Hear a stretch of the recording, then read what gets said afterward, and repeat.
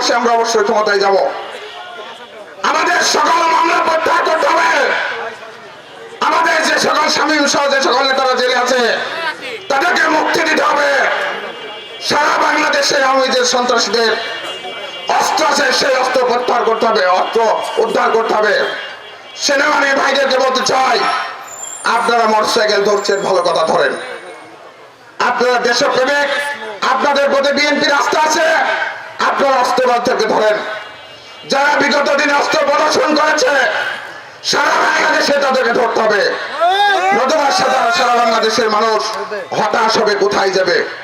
সেই কারণে আমি আবারও বলতে চাই, নির্বাচনের জন্য প্রশাসনকে পুরাটা একবারে সচিব থেকে শুরু করে কনস্টেবল পর্যন্ত, ইউনিয়ন চেয়ারম্যান মেম্বার পর্যন্ত সকলকে প্রত্যাহার করতে হবে। নতুবা লেভেল প্লেইং ফিল্ড সৃষ্টি হবে না। আমরা 17 বছর রাজপথে ছিলাম, আবার রাজপথে নামতে বাধ্য হব। যদি এই কাজটি সরকার না করেন, আমাদের নেতা সরকারকে সময় দিচ্ছে, আরো সময় দিতে চাই, কিন্তু অনন্তকাল আমরা সময় দিতে চাই না। আপনারা সংস্কার কমিটি করেছেন, বিভিন্ন সংস্কার কমিটি করেছেন, সেই কমিটির সদস্যরা পেট বানিয়ে সদস্য হয়ে বিভিন্ন অফিস আদালতে পেট পাঠায় আর লক্ষ লক্ষ টাকা ইনকাম করছে। আমরা লক্ষ লক্ষ টাকা ইনকাম করার জন্য ওই সংস্কার কমিটি চাই না। আমরা চাই মাঠ থেকে সংস্কার হবে। প্রথম সংস্কার হবে নির্বাচনের মধ্য দিয়ে। মানুষ 17 বছর ভোট দিতে পারি নাই, সেই কারণে বাগাতি এই ইউনিয়নের মানুষ নয়, আমি লালপুর বাগাতি পাড়ার সকল নেতা কর্মীর সঙ্গে আমার ব্যক্তিগত সম্পর্ক আছে। যারা এসেছেন তাদেরকে ধন্যবাদ, যারা আসেন নাই আগামী দিনে আসতে হবে। নির্বাচনটা আমরাই করব। বেগম খালেদা জিয়ার নেতৃত্বে 17 বছর জেল জরিমানা মাথায় রেখে রাস্তায় থেকেছে, প্রয়োজন আবার রাস্তায় থাকবো। নির্বাচন তো আমরাই করব। সেই কারণে সকলকে বলবো, নিজেদের মধ্যে ভেদাভেদ নয়, ঐক্যবদ্ধ থাকুন।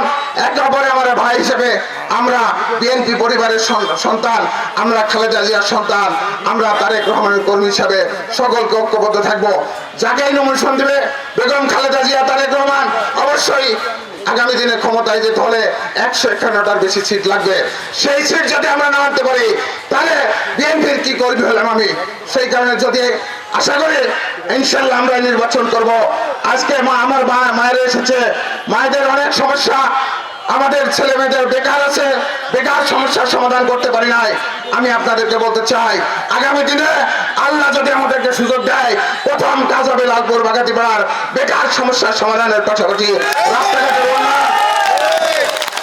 রাস্তাঘাটের উন্নয়ন, ব্রিজ কালভার্টের উন্নয়ন, স্কুল কলেজের উন্নয়ন, বৈষম্য যে সকল বৈষম্য হয়েছে সকল বৈষম্যের অবসান ঘটিয়ে আমরা শান্তিপূর্ণভাবে সকলে বাস করব। আমি যে কথাগুলি বললাম সেই কথাগুলি প্রশাসনের অনেক ভাই আছে, বিষয়গুলি উপলব্ধি জানেন, কারণ আপনাদেরকে আমরা সম্মান করি। আমি উপলব্ধি জানার জন্য বলেছি, আমার কোন কর্মী কষ্টবাজ বানাই নাই, আমাদের বুকের শক্তি দিয়েই আমরা চলতে চাই। অনেক কর্মীর নামে মামলা দিয়েছেন, এখন থামুন। আমার কর্মীর নামে গেলে আপনারা মামলা এন্ট্রি করে গ্রেপ্তার করে নিয়ে আসেন। আর আমেরিকার আজকে পর্যন্ত কোন নেতা কর্মীদেরকে আজকে 5 মাসে গ্রেপ্তার করছেন। এই লালপুর বাগাতি পাড়া থেকে শুরু করে এই আরবানের মধ্যে যখন হেরে গেছি তখন বিএনপি নেতা কর্মীরা দূর থেকে সালাম দিছে, আমাদেরকে সালাম দিতে দেওয়ার পরিবেশ দেয় নাই। প্রশাসনের ভাইরা, আপনাদেরকে আমরা সম্মান করি, আপনারা যথাযথ ব্যবস্থা দেন, আমরা আপনাদের পাশে থাকবো। আর নতুবা আমাদেরকে জেল জরিমানার ভয় দেখে লাভ নাই।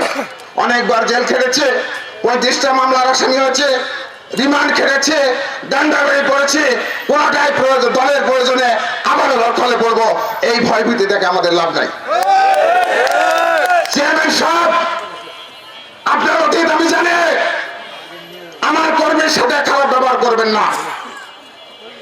বিএনপির করোনায় এখনো চেয়ারম্যানগিরি করছেন, অনেক থানাতে চেয়ারম্যান থাকে নাই, চেয়ারম্যান নাই। আমাদের করোনার কারণে এখনো চেয়ারম্যানের চেয়ারে বসেন।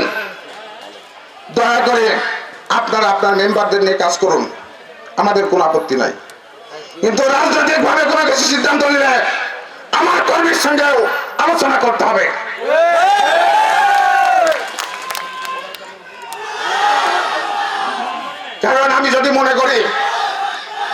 আমরা যদি মনে করি লালপুর বাগাতি পাড়াতে কোথাও কোন অফিসে আওয়ামী লীগের বেতাতেরা